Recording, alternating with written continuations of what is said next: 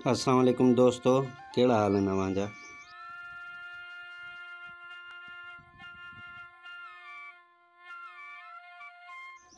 आऊं मिस्किन लिगारी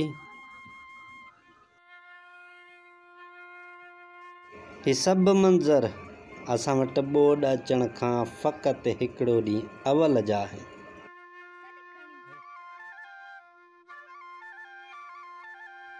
ठीकु आहे, बरसाति करे रस्ता बहितर न आहिनि। इमाम बारगाह ते मेडिकल कैंप लॻी आहे, उन में जागरता शऊर खे वठी ऐं वञा पियो ऐं हू मुंहिंजे आॾो हलनि पिया। ही रस्तनि जा मंज़र अव्हांखे ॾेखारियां पियो त हर शइ सही नमूने आहे।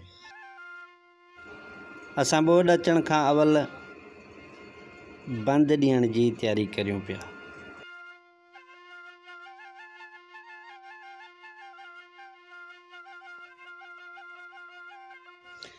गवर्नमेंट जा हेली बि मथां घुमनि पिया। ही त आर्मी वारनि जो हेली आहे।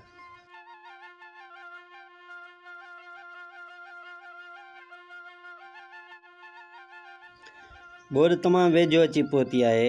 आसे पासे माल लाइ गाह कठो करणु ऐं बंदि ॾियण जो कमु तेज़ीअ सां शुरू करे ॾिनो आहे। मुंहिंजो भाणे जो मुश्किल ई पंहिंजी ढॻी समेत पुॼी चुको आहे मूं वटि। अदा पाणी अची वियो। स्कूल जी भित खे धिको ॾेई अंदरि किराए छॾियोसीं, छाकाणि त ॿाहिरि किरे हा त मिटी ज़ियान थी वञे हा। उन करे स्कूल जी दीवार मुंहिंजे उताक खां चौतरफ़ सैलाब अची वियो।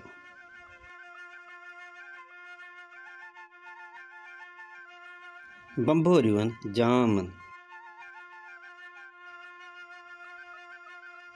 सुबुह त सुकीअ तां गुज़री परियां तिलनि में ॿकरियूं वयूं हुयूं, पर घर खे जो पाणी फिरी वियो त वीचारनि खे पाणीअ मां गुज़रणो पियो।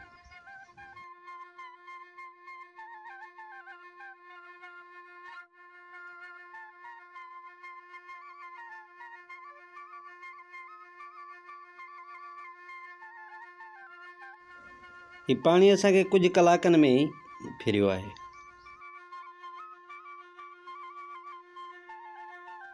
न पाणी पर असां वटि मच्छी बि पहुती आहे।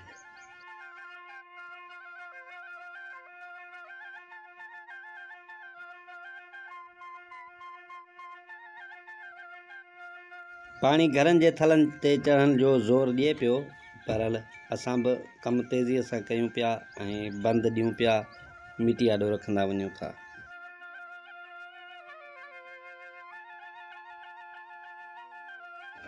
असां कोट जूं हारियूं लाहे कोट कटे उहा मिटी हेठि बंद ते रखंदा आहियूं।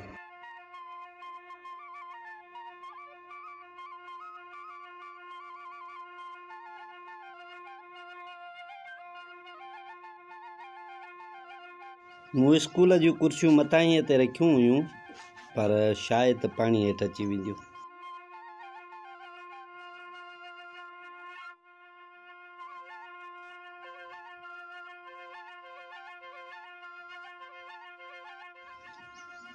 जी नाज़रीन, बिल्कुलु 24 कलाकनि में माना हिकु राति हिकु ॾींहं में पाणी असांखे वकोड़ो वियो आहे ऐं असांजा घर पाणी हेठि आहिनि। मुश्किल ई पंहिंजे घरनि जो सामान कढे असांजे घर आयो आहे ऐं चौतरफ़ पाणी आहे।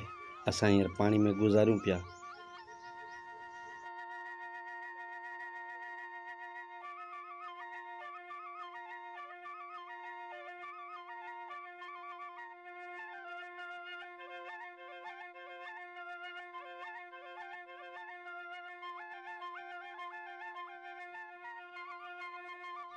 ठीकु आहे, अव्हांखे अपडेट करण लाइ ॿी वीडियो बि जल्द अव्हांजे आॾो हाणे रखंदुसि।